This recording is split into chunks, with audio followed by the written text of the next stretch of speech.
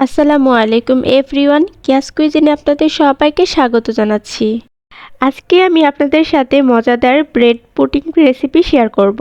যারা পুডিং তৈরি করতে গেলে পুডিংটা ভালোভাবে সেট হয় না, ভেঙে যায়, তারা কিন্তু এভাবে ব্রেড পুডিংটা ট্রাই করতে পারেন।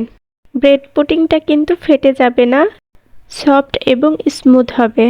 খেতেও কিন্তু অনেক বেশি টেস্টি হয়। একদম সহজ রেসিপিতে আপনাদেরকে করে দেখাবো। আশা করছি আজকের রেসিপি আপনাদের কাছে ভালো লাগবে। ভালো লাগলে অবশ্যই আমার চ্যানেলটি সাবস্ক্রাইব করে রাখবেন। কথা না বাড়িয়ে রেসিপিতে চলে যাচ্ছি। পুডিং বানানোর জন্য প্রথমে আমি ক্যারামেল বানিয়ে নিচ্ছি। যে বাটিতে আমি পুডিংটা সেট করব সেই বাটির মধ্যেই আমি চিনি নিয়ে নিলাম। এখানে আমি চিনিটা 1/3 কাপের একটু কম নিয়েছি। আর এখানে কিন্তু আমি পানি অ্যাড করিনি। চুলার আঁচটা কমিয়ে রেখে ক্যারামেলটা বানিয়ে নিচ্ছি। বেশি কিন্তু নাড়াচাড়া করা যাবে না। চিনিগুলো যখন চারি সাইডে গলে গিয়েছে তখন একটি চামচ দিয়ে নাড়াচাড়া করছি। ক্যারামেলের কালার আসা পর্যন্ত নাড়াচাড়া করে নিতে হবে। এই সময় চুলার আঁচটা একদম কমিয়ে দিতে হবে যেন পুড়ে না যায়। ক্যারামেলের কালার চলে এসেছে, আমি নামিয়ে নিলাম। এর থেকে বেশি গাঢ় কালার করব না। চারিদিকে ঘুরিয়ে এটাকে সেট করে নিয়েছি।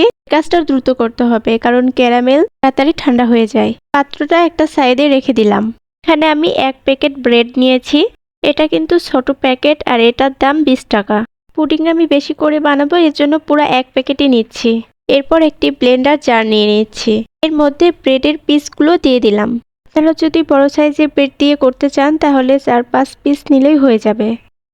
ব্রেডগুলো মাঝখান দিয়ে ছিঁড়ে টুকরো করে নিচ্ছি। এরপর এর মধ্যে দিয়ে দিলাম 3 কাপ দুধ। গুলো আগে জাল দিয়ে ঠান্ডা করে রেখেছিলাম। দেওয়ার পর এর মধ্যে আমি 1/2 কাপ চিনি দিয়েছি। চিনিটা আপনাদের টেস্ট অনুযায়ী দিয়ে নেবেন। এরপর এর মধ্যে দিয়ে দিলাম রুম টেম্পারেচারে থাকা 3টি ডিম। এর মধ্যে দিয়ে দিলাম ভ্যানিলা এসেন্স। এখন সবকিছু একসাথে ব্লেন্ড করে নিব। ডিমটা আলাদাভাবে ফেটিয়ে যদি দেন তাহলে কিন্তু পুডিংটা আরো বেশি ভালো হবে।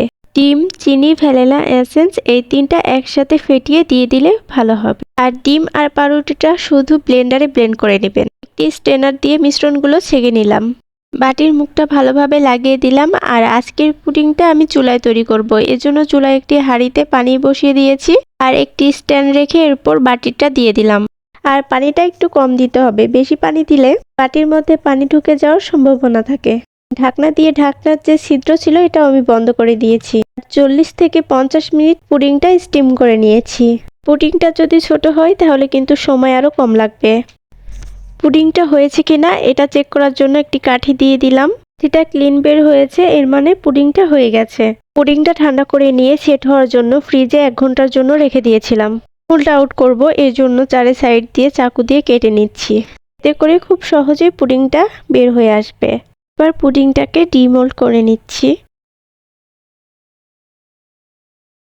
পুডিংটা কিন্তু খুবই স্মুথ হয়েছে, কোনো পাশ দিয়ে কিন্তু ফাটল নেই। পুডিংটা কেটে আপনাদেরকে দেখিয়ে দিচ্ছি ভিতরটা কেমন হয়েছে। আশা করছি আজকের রেসিপি আপনাদের কাছে ভালো লেগেছে।